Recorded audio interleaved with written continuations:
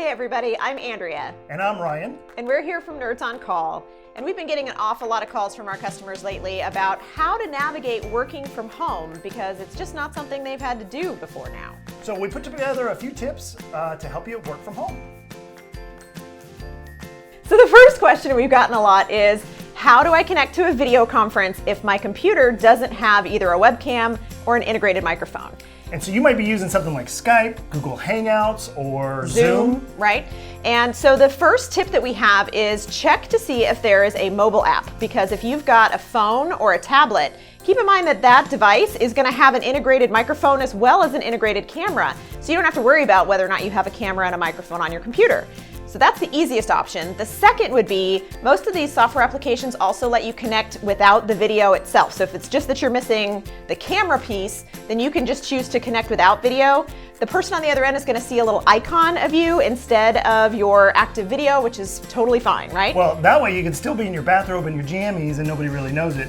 And that's kind of a bonus, I think. Right, absolutely. And the second piece would be, if you're actually just missing the microphone, you can actually connect one of these little headphone sets with an auxiliary jack to most computers and laptops. As long as it has an integrated microphone on it, then you'll have your integrated audio and microphone and be able to use that with your computer. So another thing we're getting a lot of questions about is, how do I share files or how do I open up certain applications? You may not necessarily have the same software suite at home. Like your office may have Microsoft Office 365, right?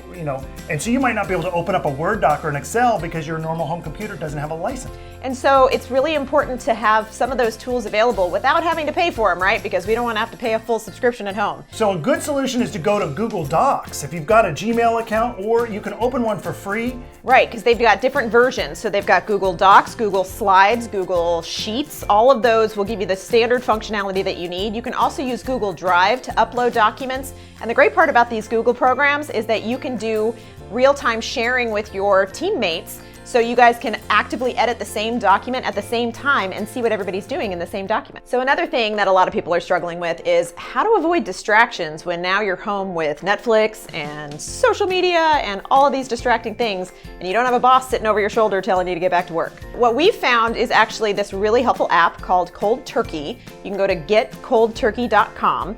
There's a free version and a paid version, but you basically have the ability to block specific applications, specific websites. You can set a time limit on how long you can access a specific website.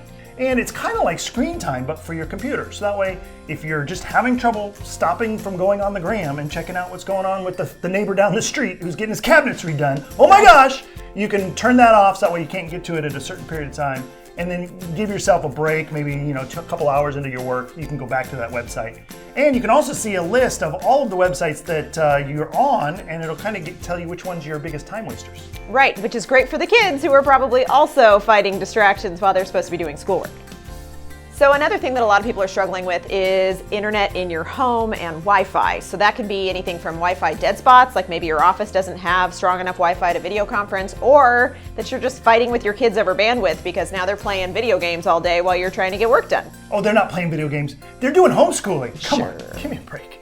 So one of the things you can do is you can go to Amazon and get something called the Eero Mesh Network. What this does, it allows you to set up little beacons around your home that kind of boost the signal of the network all over. So if you've got an upstairs or a basement, or you want to work out by the pool, because who doesn't, right, you can always set up a beacon all over the place to just get as much Wi-Fi coverage as you need. And it's great because it's really easy to set up, so you don't have to have someone come into your house to set it up for you. Now there's also some routers out there. For instance, Netgear makes a great router that we use at our home that allows you to change the amount of bandwidth allowed by each device. Now this can be a lot more complicated, and if you want to just give our office a call, we can walk you through it. It's fairly easily done over the internet, but if you're really one of those pioneers who wants to give it a shot, Netgear makes a great router that allows you to say, hey, I don't want this Xbox to have very much bandwidth, but I do want to have Skype and Zoom have tons of bandwidth, and that way you can kind of balance things out for yourself. And you can prioritize the things that you need over what your kids want, which is also great. All right, guys. Well, thanks for watching, and we're hoping that we can get in and see you guys soon.